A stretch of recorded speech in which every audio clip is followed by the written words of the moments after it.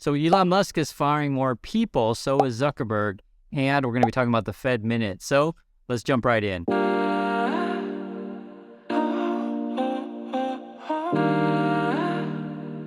So I want to start with Twitter. There's always drama over there, and we'll read the headlines together. Elon Musk keeps laying off Twitter employees after saying cuts were done. And meanwhile, he wants to revamp, essentially, you can see this here, how ad targeting works in a week. So essentially, like their whole platform, let's change it all in a week, and if you can't do it, you're out. The other thing is, too, you take a look at this, how people responded, and also what Musk himself was saying.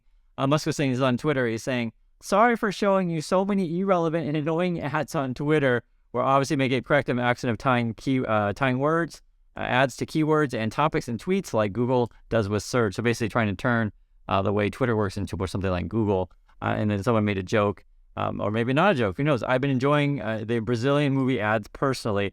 And this is sort of how the employees over Twitter sort of responded to Elon Musk changes.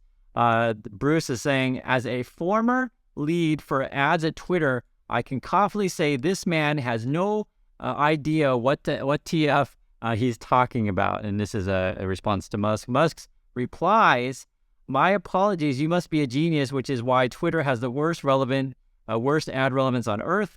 Almost nobody buys anything on Twitter, but almost everyone on Instagram does. That is being fixed. And this is kind of crazy. Like literally Elon Musk himself is saying Instagram is better than Twitter for advertising. He's like dissing his own platform. And then, the proposed changes that Elon Musk wants to make, the former ad lead, Twitter saying it won't work. It's kind of ridiculous. It's a crap show. And then this one too, this is actually an executive over at one of the big ad agencies, Tom Moret. He says, good luck with that. This is the essential difference between search and social networking. Your search for things you're looking for, which makes keywords so effective for Google.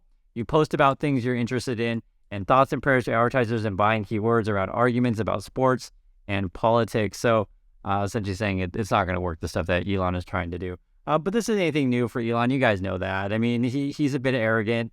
Another former Twitter employee person is saying, I worked at Twitter ad for 4 years. And here's a quote here. A wise manager once told me, respect what came before you. Clearly, Elon never learned this. Moreover, you can see here, this is someone else is talking about the Twitter thing as well. And they make the case, it's kind of interesting that I guess Jack Dorsey didn't want ads for like the first 6 years. And that's one of the reasons why Twitter's so far behind. Moreover, there's an engineer who used to work at Twitter. He said, thanks for the tweets. End of 7 years at Twitter. And then he was tweeting out a picture of the empty office. Moreover, Zuckerberg is also firing people. You can read the headlines. Meta plans to cut thousands of jobs after CEO predicted no more layoffs. So you have both Elon Musk promising not going to fire anymore, and he does, and you have Zuckerberg doing the same thing, not promising and fire anymore, or promising not going to fire anymore, and then you start firing. And the Meta situation is interesting. There's a few details that I want to point out to you guys. We'll go through it so you can see for yourself. Okay. So here it is. Meta plans to push some leaders into lower level roles without direct reports, right? So they're going to essentially change people's jobs. They're also talking about other managers may end up overseeing a higher number of employees as their teams grow bigger, right? So change your job, have you work more by managing more people. And then the idea is that, you're going to convert to eventually quit, meaning that you're going to change someone's job. Jobs have been converted to eventually quit. So you kind of want to make it uncomfortable, and it's more better from the company's perspective if you quit opposed to us having to fire you. Also, too, you can see here, in addition to targeting managers, the company is also considering more traditional cuts, including slashing some jobs and projects. These efforts are targeted at divisions across the company and around the world. May not happen a single day, but likely to roll across the company in the coming months.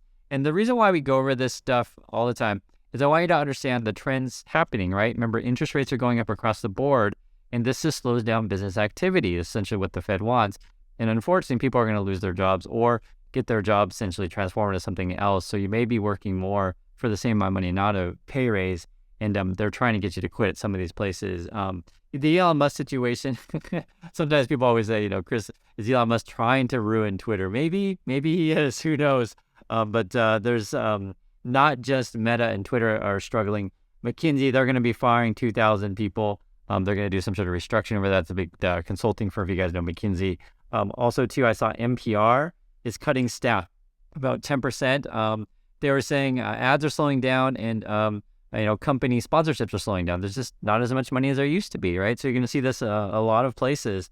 FedEx, this is a slight difference. The workers, pilots, that is, they're thinking about possibly striking. So this is a strike authorization vote. And, this is something that if you have skills that are needed and you're not easy to replace, you do have more bargaining power. So the pilots certainly have more bargaining powers than other places. And also, too, if this is more of a kind of a essential type of business, like a FedEx, they do have competition, UPS, but it is a business that some people really, really rely on. So the pilots just have more bargaining power there. Now, the Fed minutes did come out today, and they all kind of said the same thing. Everyone voted, for the 25 basis point rate hike. A few wanted the 50 basis points, so a little bit higher. And the markets essentially were trying to predict that the Fed was going to, be cutting rates by the end of the year. I never said that. I always thought that was strange. Who knows? Who knows what markets be doing? I think they'd be crazy. Here's a headline here. Stocks get no respite as traders amp up Fed wagers.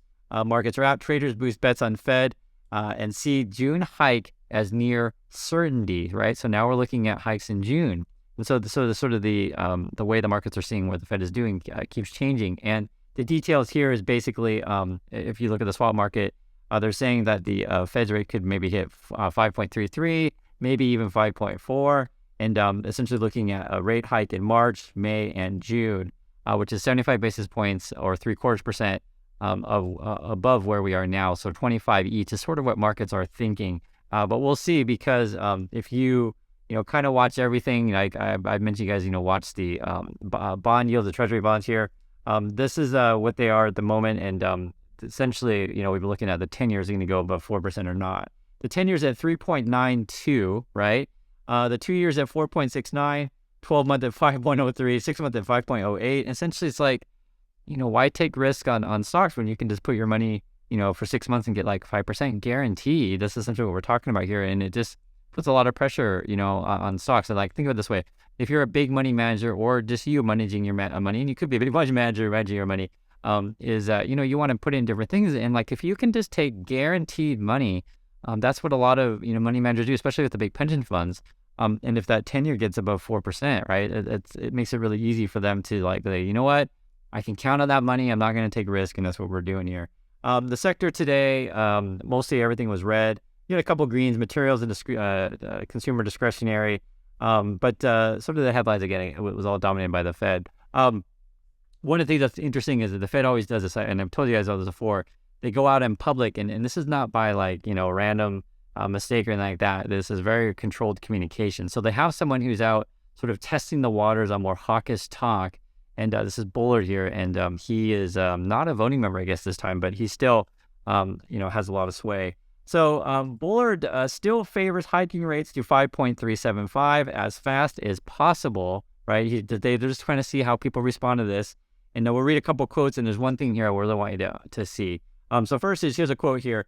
I think we're going to have to go north of 5%. Right now I'm still at 5.375.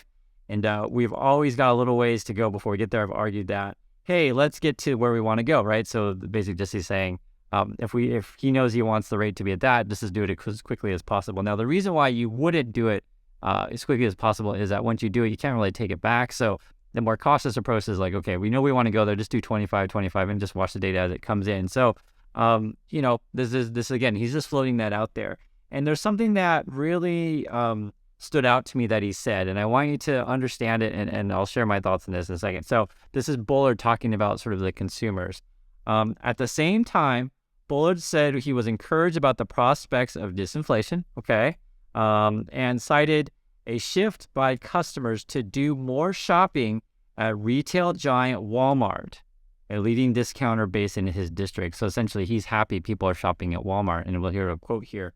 Consumers are trading down and they are benefiting. This is what I've heard from Walmart. That sounds like the disinflationary process. This is how disinflation is going to occur. So I want you to let this sink in. So he is happy that more people are shopping at Walmart. And when I think about this, and I'm just sharing with you guys, so I grew up in Oregon and we never actually had Walmart, so I always had heard about it. And I never really just grew up shopping Walmart. We had Fred Meyer, if you guys know Oregon at all. But the point is like I never was like thrilled to shop at Walmart. I just not into that store. And to me, they're always like dirty and cheap stuff.